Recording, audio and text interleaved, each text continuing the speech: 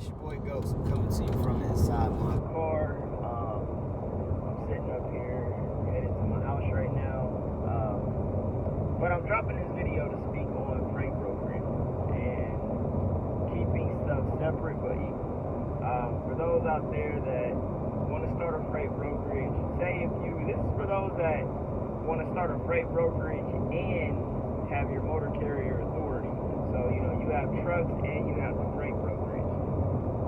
In 2018, one of my biggest roadblocks that I ran into was,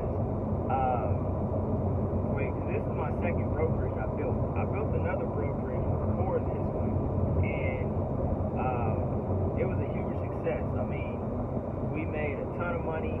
I actually went into business with somebody too, and it all correlates with the destruction of my authority, because you can't go into business with everybody. Not everybody has the same intentions, and not everybody has the same motives, when it comes to doing business. So you gotta be real careful with who you go into business with and how people operate and run their side of the company. So one of the things that I learned was one roadblock that we had hit, which, it was a roadblock, but we got past it pretty easy, was we had to keep the brokerage and the authority at two separate locations when it came to insurance, because the insurance, for some weird reason, they don't want your motor carrier and your brokerage, your freight brokerage, being at the same address. They said it's like a conflict of interest, and there's a bunch of other BS and stuff that, rules and stuff they make up as they go. Because I remember when I was trying to get insurance for my carrier side, they were like, oh, you have a brokerage at the same address. And I was like, no, I don't. And they're like, well, it's coming up like that. I guess their underwriters went digging, and they found out that I had a brokerage, so they automatically denied me getting insurance because of my freight brokerage. And they said something about it was a conflict of interest, which I thought was stupid, because it's like, come on now, it still does the same thing as everything else.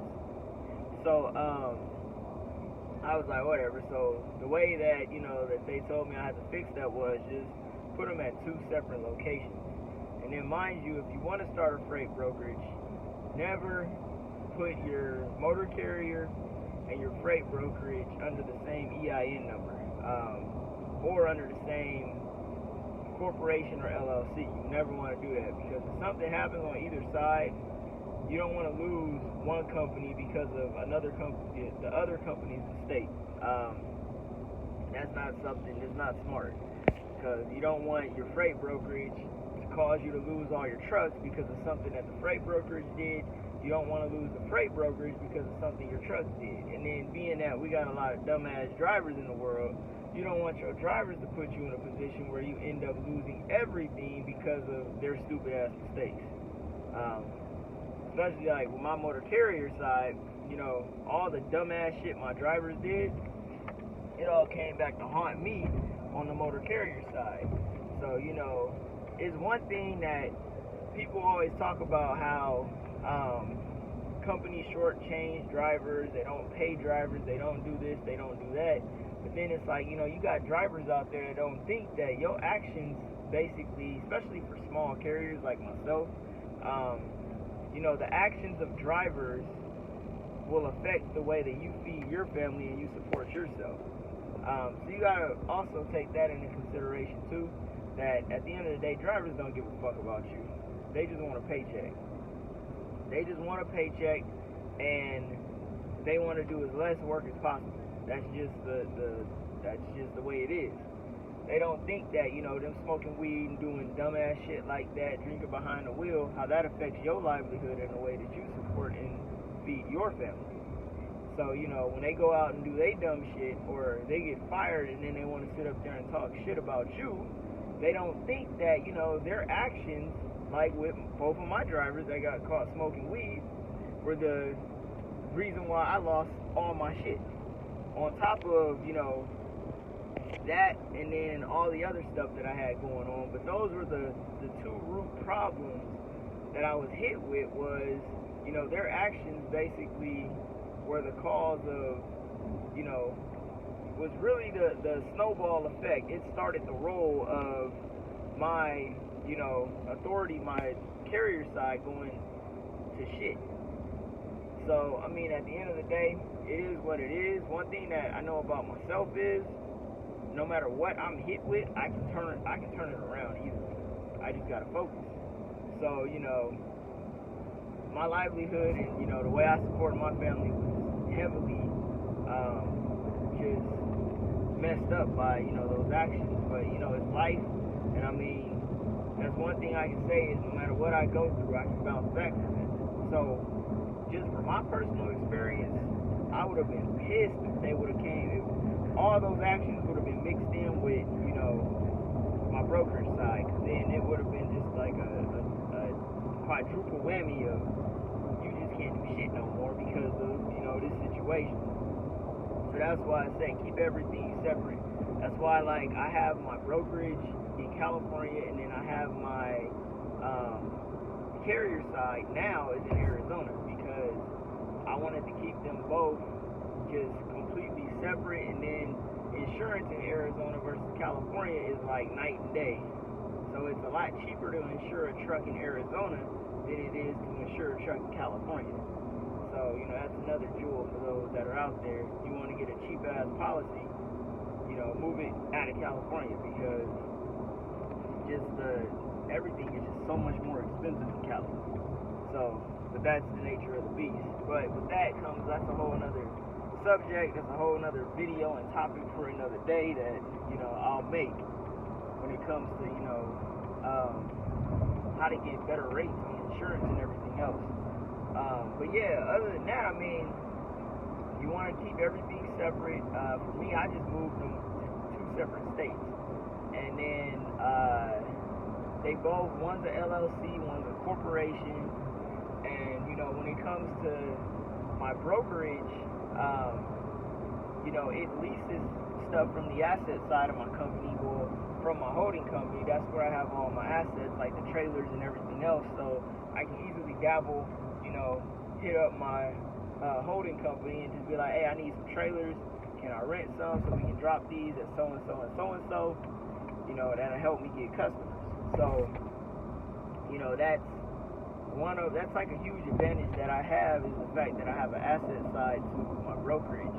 So, you know, when it comes, if I truly need to prove a point to, you know, one of these other brokerages out here, you know, I can do that. Because I had a broker call me the other day about a load I had posted, and he was like, yeah, that's my load, take it down. And I started laughing, and I was like, for real?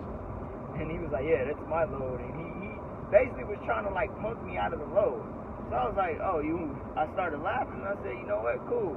You want to sit up here and act like a dick about the load because the shipper's trying to find the best rate on who to move it.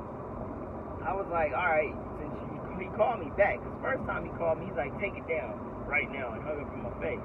Then he called me back like 30 minutes later, like, oh, you still haven't taken it down? I said, hell no. So you know what I did? I called the shipper and I said, look, I'm going to drop a trailer there, and I'm going to cut the rate by $200. As soon as I did that, dude was pissed. He was hot.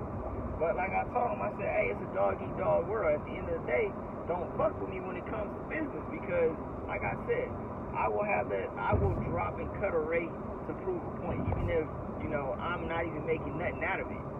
And I will put one of my trucks on it to go pick it up. So then he got mad, and he was just like, all right. He's like, okay, I see how you want to play. I said, yep, I sure do. So, you know, at the end of the day, it's a lot of politics when it comes to freight brokering and just dealing with people. Like, I'm learning so much more about just, you know, being a carrier, being a driver is one thing, but when you dibble and dabble into the realm of freight brokering and you really get into it and see the politics that are behind it, it's pretty interesting. And I've noticed that, and like, I know I posted rates and stuff like on Facebook. I had this dude telling me that this load going to Alaska should pay this and pay that, but at the end of the day, they're drivers, and you know, drivers are going to sit up there and make trucker tails and speak on trucker tails all they want to all day long. But at the end of the day, you have to remember, you're the broker, you're actually talking to the shipper, you're actually hearing it from the horse's mouth what that shipper is willing to move the freight for. So, you know, you can't let what all these drivers out here are trying to discourage you to tell you, oh, you're trying to haul cheap freight, you're trying to do this, you're trying to do that, because at the end of the day, they ain't talking to the shippers. They're not trying to negotiate the deal. And you got to keep that in mind that, you know, it's business at the end of the day. So whether this driver wants to take it or not, trust me, there's a driver out there that will pull a load for whatever price you posted on there. If somebody has to feed and support their family, they are going to take the load. Trust and believe. Because I know that for a fact now, because, you know, I've been just dealing with freight. So, like I said before, when it comes to freight brokering, you got to keep everything separate but equal. So, you know, with that being said, I'm going to be dropping more content. I've just been very, very busy. I got some big announcements coming, like this week, that you guys will see. So yeah, that's why I've been kind of out of the loop with everything and just kind of doing my own thing, because, you know, I've been really focused on, you know, making sure the freight brokerage is good, making sure my carrier side is good, and just keeping all my ducks lined up, because I got some huge plays that are being made and that are being played out right now, and it's just needed 100% of my focus. So that's really, you know, everything that I've been going through. Like, that's why I haven't really posted. I've been posting stuff, you know, trolling my trolls on YouTube, but, you know, for the most part, when I'm not dropping content, I'm focused and I'm on my grind. So you guys will see, you know, no matter how hard, I guess I'll just leave y'all with this. No matter how hard life gets, and no matter how much BS you go through, you got to keep on going and you got to trust the process. Even when everybody is against you and everybody is just basically praying on your downfall and praying for you to fail, you just got to keep on pushing and just, you know, you got to get thick skin and just let it bounce off of you. So with that being said, you know, I hope everybody has a blessed day, has a prosperous day, and I hope everybody, you know, continues to go after whatever they're trying to go after in life. So with that being said, love, peace, and prosperity, and I will catch y'all in the next video.